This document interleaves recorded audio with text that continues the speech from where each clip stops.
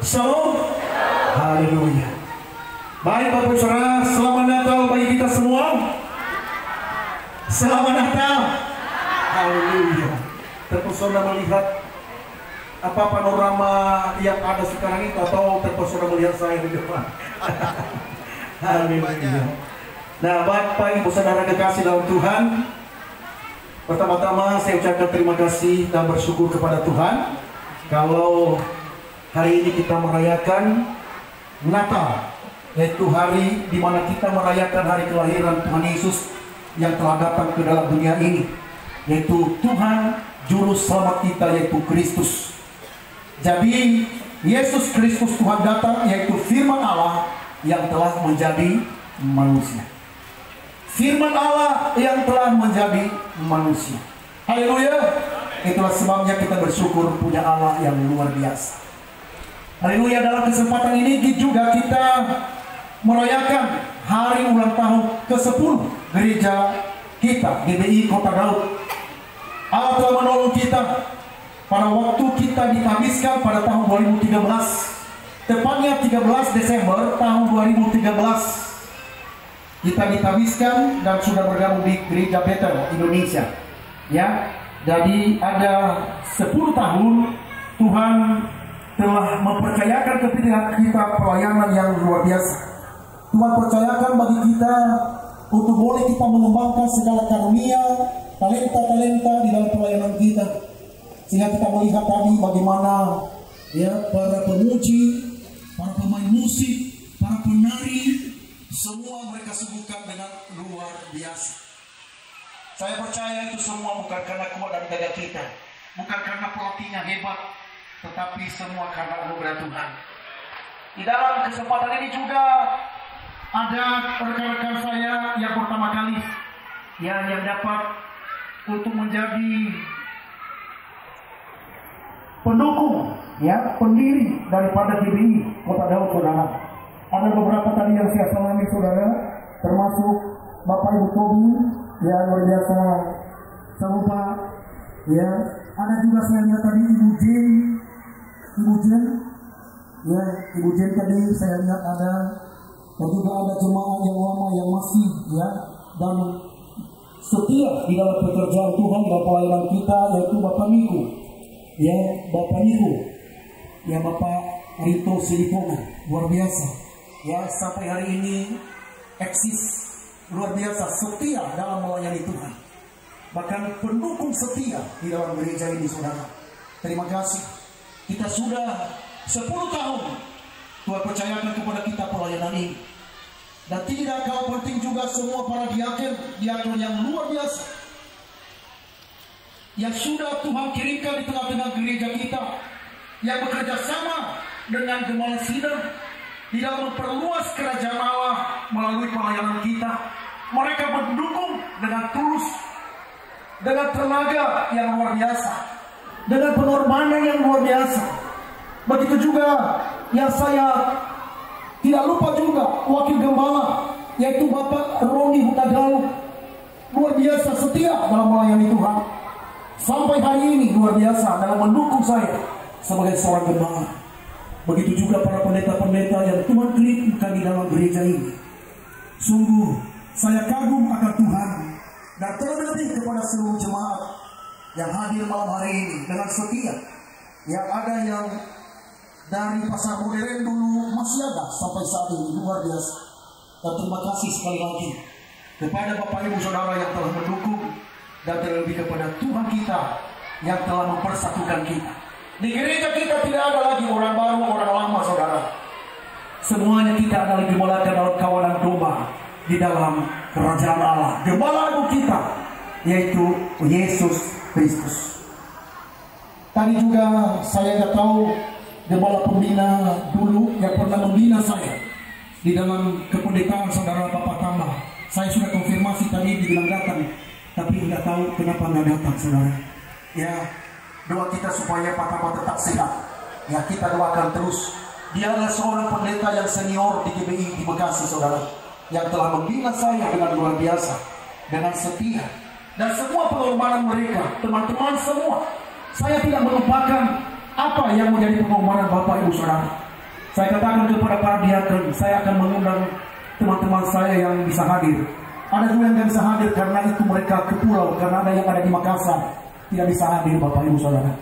Ya, waktu kita memulai pelayanan ini dulu hanya 7 orang.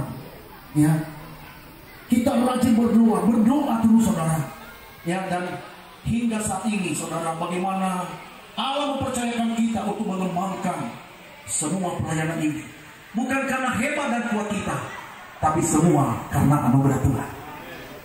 Lalu kepercayaan Tuhan itu, saudara, jangan kita sia-siakan.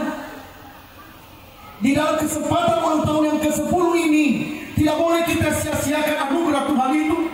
Itulah sebabnya saya mengambil tema renungan kita pada malam hari ini, yaitu bangkit dan bersinar. Katakan semua satu dua ya, bangkit dan bersinar.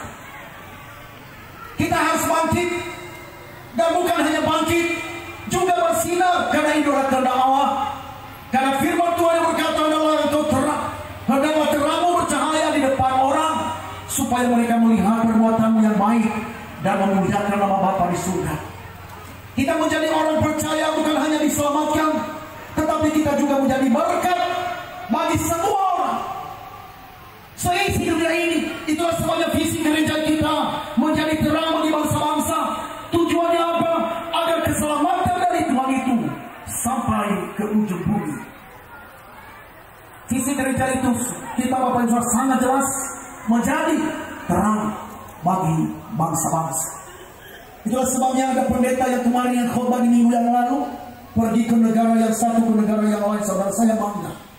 Saya katakan, Tuhan, walaupun saya tidak pergi kemana-mana, hanya di kota Daud, saudara, tetapi Tuhan kirimkan kita mengeluarkan atau meluluskan seorang pendeta, Bapak Ibu Saudara, yang bisa keliling kemana-mana untuk bisa memberitakan Injil.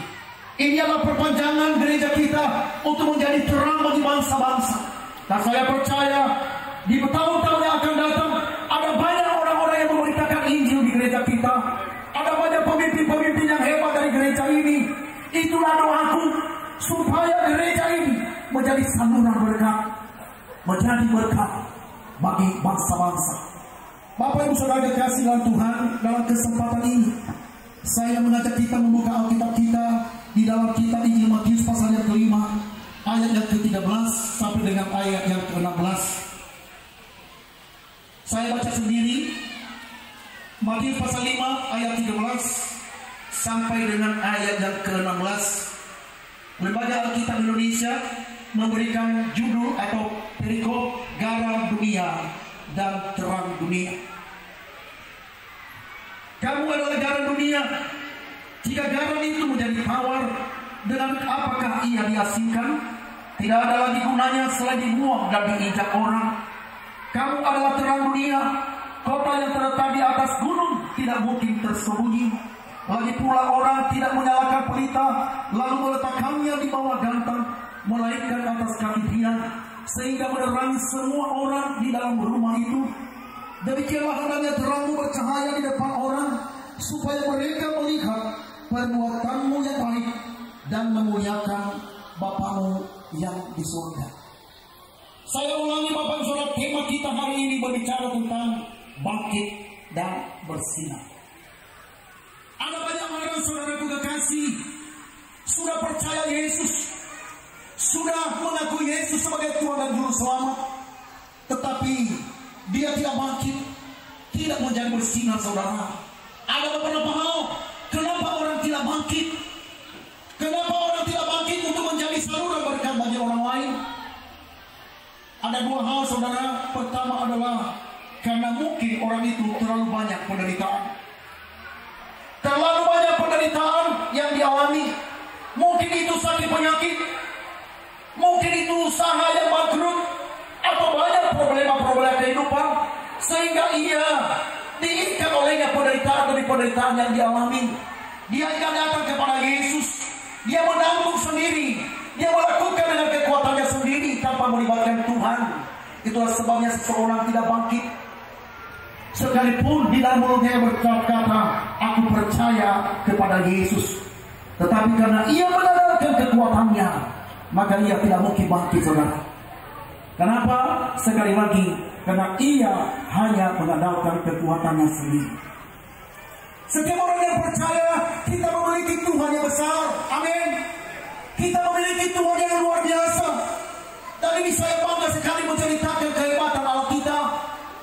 Allah mana seperti Allah kita? Tidak ada.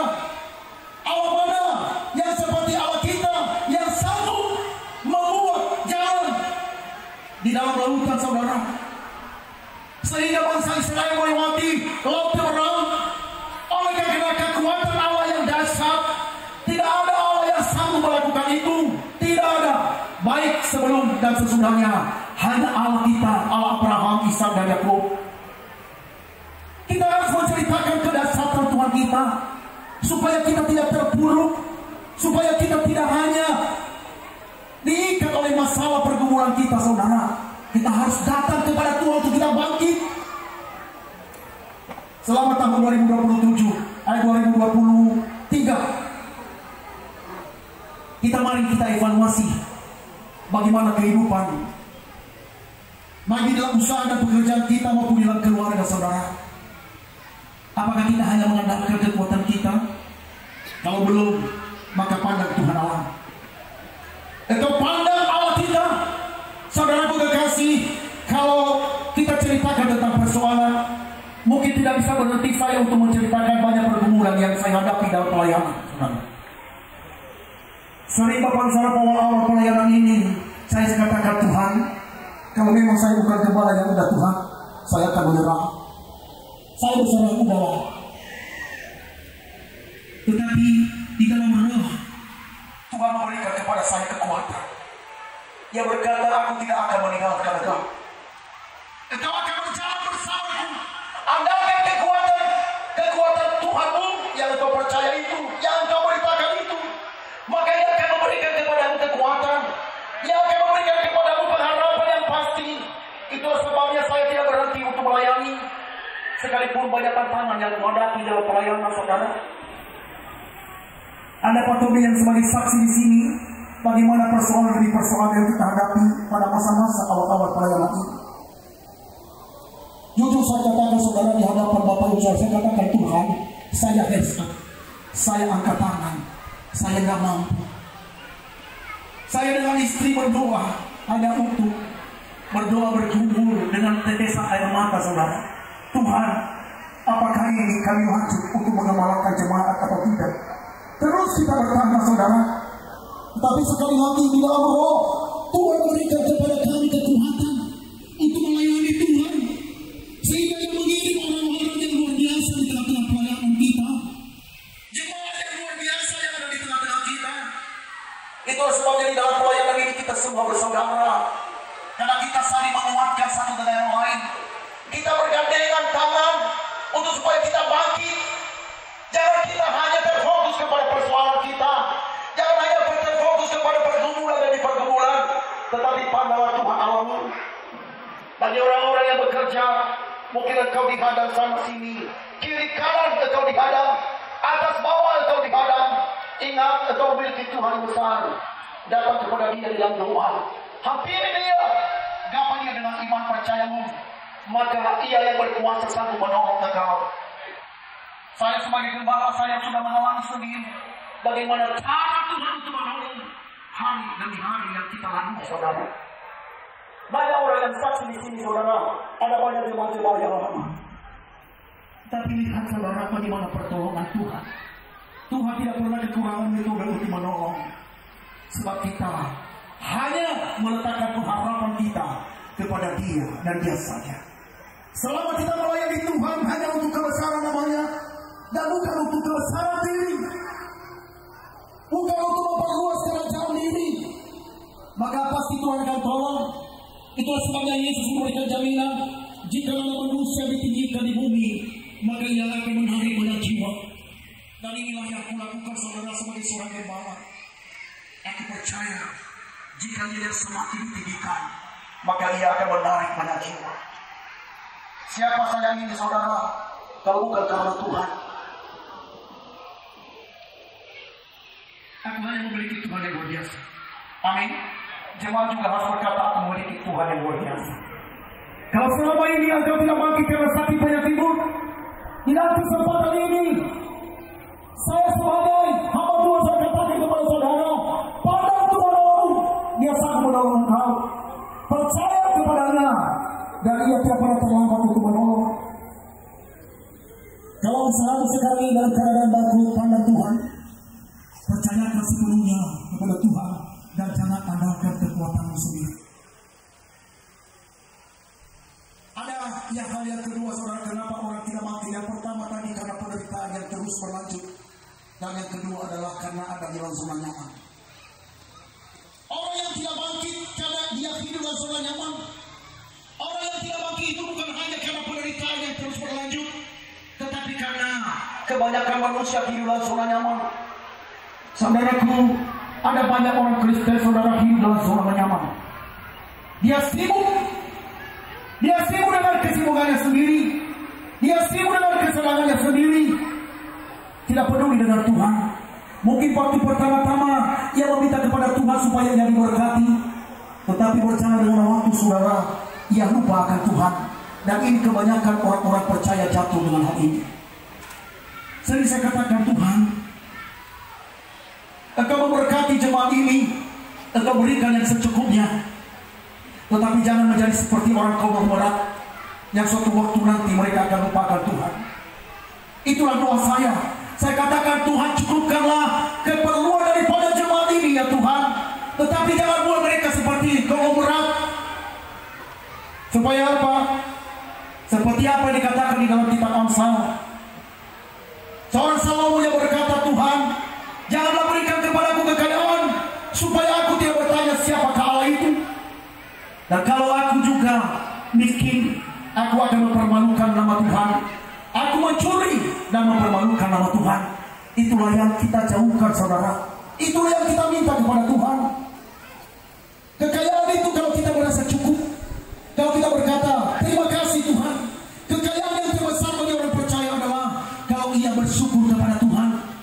Sekalipun engkau makan minum berkelimpahan, tetapi kalau engkau lupa untuk mengucap syukur, engkau menjadi orang yang miskin.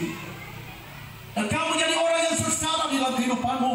Sekalipun engkau memiliki rumah mewah, mobil mewah, semua mewah, tetapi kalau tidak disertai dengan ucapan syukur, engkau menjadi orang yang paling malang di dunia.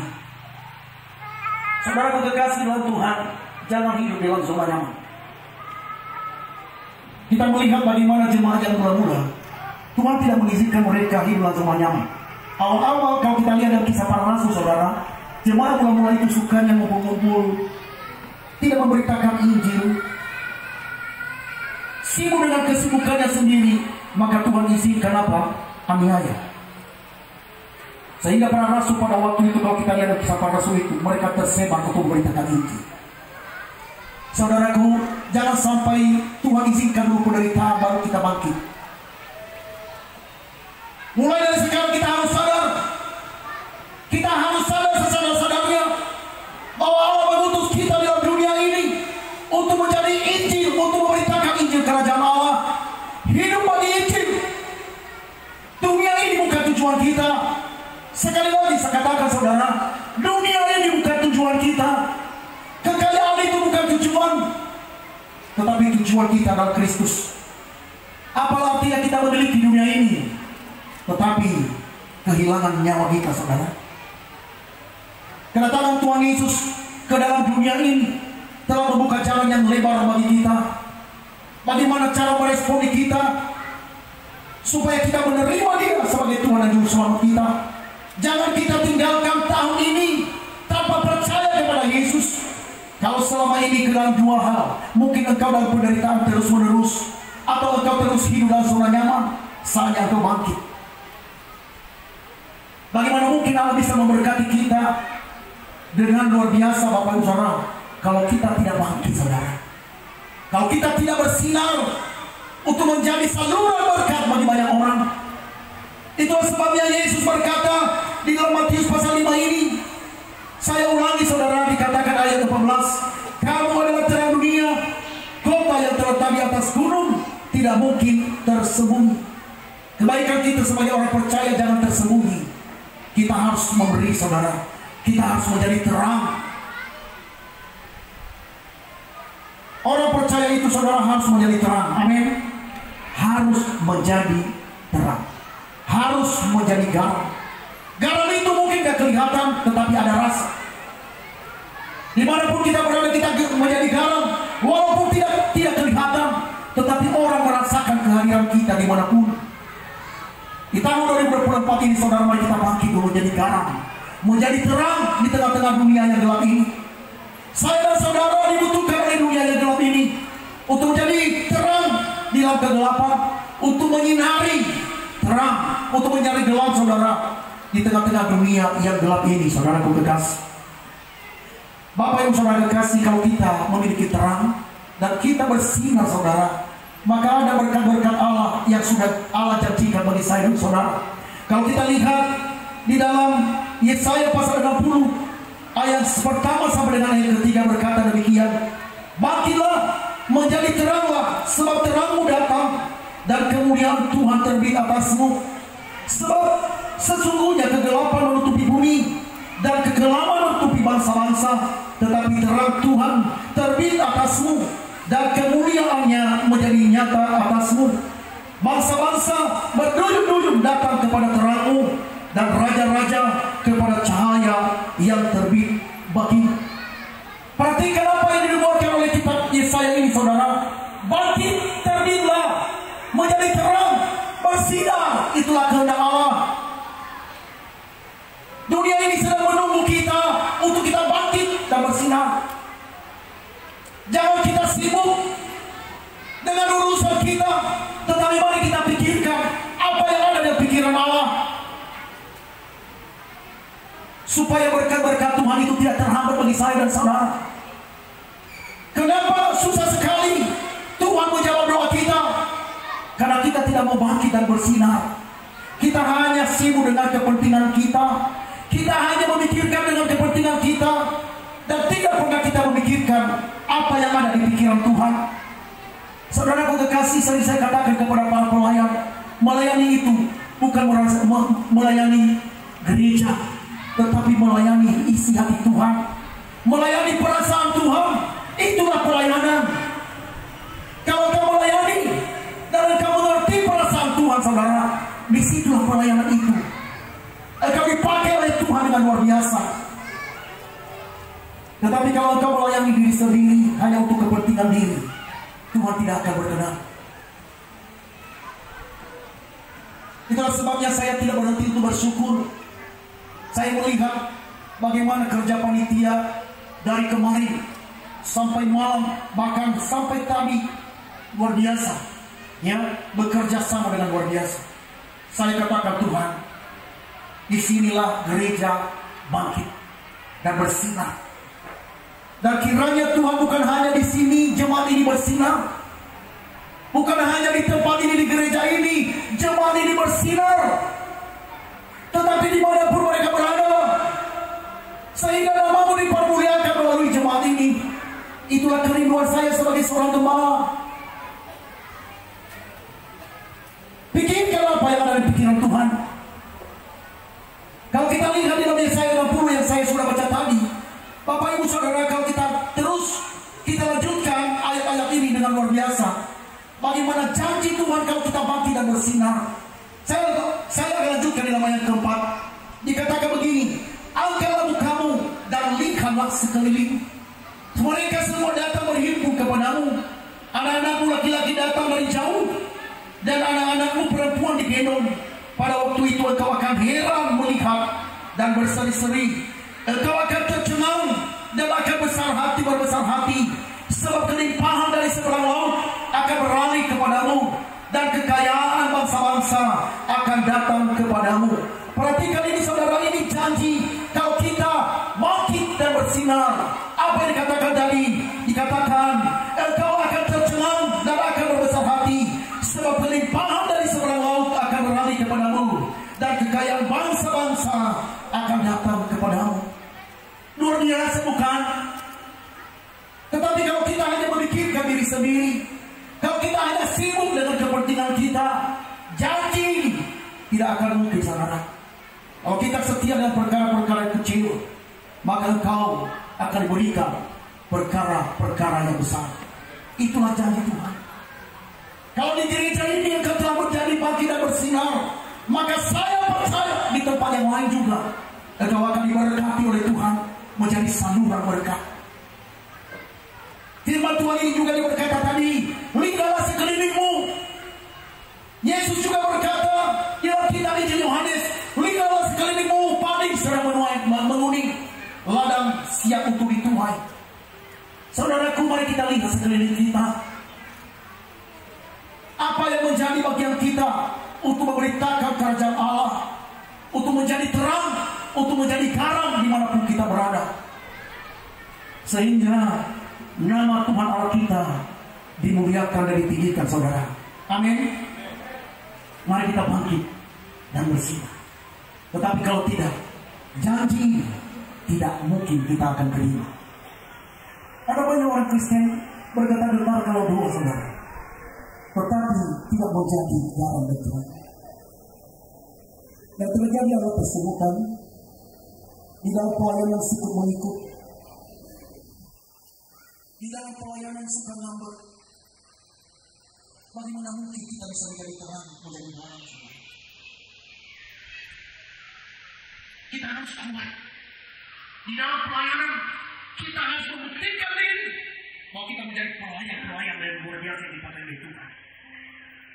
Sekalipun kita tidak dihargai, tidak dihormati, tidak mengapa. Ada banyak orang saudara melayani, tetapi harus dihormati, harus dihargai. Kalau demikian tidak mungkin kita menjadi hamba Kristus. Itulah sebabnya moto gereja kita. Ingat moto gereja kita. 1, 2 ya, mentalitas raja, berhati, berhati-hati. Sekali lagi 1, 2 ya, mentalitas raja, berhati-hati. Dalam menghadapi persoalan hidup ini, kita harus memiliki mental seorang raja. Jangan kita seperti mengemis-ngemis, saudara. Tidak demikian. Tetapi dalam oleh Tuhan kita harus memiliki hati seorang hamba. Biarlah Yesus yang semakin besar, aku yang semakin kecil. Ini prinsip dalam pelayanan. Mungkin orang berkata, konsep dunia bukan seperti itu pada Allah. Iya, betul. Tapi perhatikan, dunia ini akan menuju kepada kebinasaan. Tetapi ada orang-orang yang menggunakan hati Kristus, itu yang bertahan sampai kekal selama-lamanya. Mana yang Bapak Ibu saudara miliki? Apakah memiliki dunia ini atau memiliki Kristus? Kalau saya dan istri rumah tanggaku harus memiliki Kristus. Haleluya. Dan saya percaya yakin betul bahwa jemaat ini saudara bukan lagi seperti itu, tetapi rindu untuk memiliki Kristus, saudara. Sebab seluruh kekayaan yang Allah miliki adalah Kristus. Yang memiliki Allah yang tunggal itu adalah kekayaan yang terbesar di surga. Terus dia berkata di Yohanes pasal 3:16, begitu besar kasih Allah akan dunia ini, sehingga ia mengaruniakan Allah yang tunggal, supaya setiap orang yang percaya, tidak binasa, melainkan bertanya. Allah akan memberikan yang termahal di surga, saudara. Bagaimana mungkin Allah tidak akan memberkati kita jika kita mau memikirkan apa yang ada di pikiran Kristus. Namun sama kita di perjuangan luar biasa, semangatnya hebat. Waduh, kalau memuji Tuhan, kamu saya aja bersikap jadi kamu memuji, tapi gembala kamu kita luar biasa. Haleluya. Saya percaya juga akan dipakai oleh Tuhan. Ya, bukan untuk gagah-gagah kita, tetapi untuk kemudian nama di atas segala nama, yaitu nama Yesus Kristus.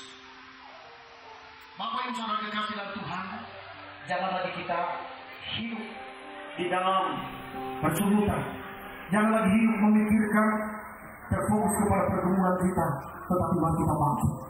Jangan juga hidup lagi hanya terfokus kepada kenyamanan kita, tetapi mari kita terfokus kepada apa yang ada di hati Tuhan. Mari kita melayani Tuhan dengan sungguh, dengan hati yang tulus. Dihargai tidak mengapa, yang pasti Tuhan Allah akan menghargai engkau. Karena firman Tuhan yang berkata, di mana hambaku berada, di mana aku berada, di sana hamba-hambaku berada. Ini luar biasa dan tidak luar biasa dari Tuhan Yesus. Makanya dalam melayani Tuhan itu harus bilang, harus semangat. Jangan ngeluh, jangan lesu. Semangat terus. Apapun yang terjadi, kita harus tetap semangat. Bagi jemaat, kita harus terus beribadah. Ibadah sering saya katakan, kenapa kita ibadah? Tujuannya apa? Apa tujuan kita beribadah? Itulah pengakuan kita. Mau kita menyerukan Tuhan. Orang yang beribadah itu berarti dia mengakui bahwa dia memerlukan Tuhan. Dia sadar bahwa tanpa Tuhan dia tidak dapat berbuat apa-apa. Maka kesadaran ini menjadi yang mendorong kita semangat untuk melayani dan beribadah memuji nama Dia, Raja di atas segala raja. Haleluya. Mari kita bangkitkan bersama. Tahun 2024 kita harus ya, kita harus maju. Ya, jangan lagi omongan yang lain. Ya, saya bersyukur pelayan-pelayan jadi saudara. Ini bukan memuji di depan jemaat. Saya sebagai hamba Tuhan, ini luar biasa. Dan sekali lagi saya katakan, sering saya ulang-ulang sama mereka bahwa jangan puas dengan pencapaian-pencapaianmu, tetapi kau terus mengembangkan diri. Anak-anak muda bersekolah dengan baik, cetak prestasi yang luar biasa. Ya, ada Dr. Kevin tadi saya selamat dia sama dia tadi. Waduh, luar biasa. Jadi berkat ya anak ya, yang luar biasa. Tuhan telah menolong kamu menjadi seorang sarjana dokter, seorang dokter yang mudah-mudahan dokter saudara. Ada juga calon-calon dokter, ada calon-calon sarjana hukum. Ada banyak anak-anak kita yang sekarang ini sedang kuliah saudara. Selalu saya dorong bersemangat mereka. Cetak prestasi yang luar biasa. Bagi anak-anak kita yang masih SMA, SMP, SD, tuntut mereka supaya mereka benar-benar menjadi sekolah yang memiliki prestasi yang luar biasa. Dan inilah doa saya, dan saya dukung ini dalam doa sekali lagi. Yang biarlah dari gereja ini akan muncul para pemimpin-pemimpin. Bukan hanya di dalam gereja, tetapi juga mereka akan menjadi pemimpin-pemimpin di masa yang akan datang. Inilah doa saya saudara. Dan kita harus dukung. Anak-anak semua harus sekolah. Jangan ada yang tidak sekolah. Di gereja di Kota Daud tidak boleh tidak ada yang tidak sekolah. Semua harus sekolah. Kalau perlu kita bantu, kalau tidak bisa sekolah. Haleluya. Walaupun gereja seperti pas-pasan saudara, tetapi ini kerinduan saya bukan untuk memperkaya diri dalam gereja, tetapi aku rindu gereja ini menjadi gereja yang menjadi berkat. Makanya khususnya para anak-anak yang tidak bisa sekolah harus kita sekolahkan. Kalau perlu, tadi diakunia tadi hampiri saya, Pak, ada yang perlu kita bantu. Saya lakukan yang terbaik. Selama itu untuk pekerjaan Tuhan dan untuk memuliakan nama Dia, nama Allah kita, lakukan. Gembalamu ini tidak akan menghambat. Selama itu untuk memuliakan nama Dia dan memperluas kerajaannya, lakukan yang terbaik. Saya katakan kepada para diaken, apapun keputusanmu, tetapi kalau itu untuk kemuliaan yang bukan dari Allah, nehi. Tetapi kalau itu bagi kemuliaan Tuhan, lakukan. Paling laporan aja sama saya. Dan sudah itu jalankan. Tidak perlu kita kikir, gereja tidak perlu kikir. Kita harus menjangkau jiwa. Amin.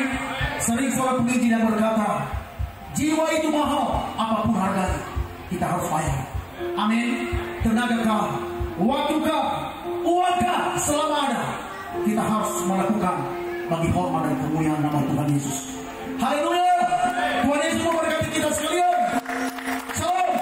Maranatha.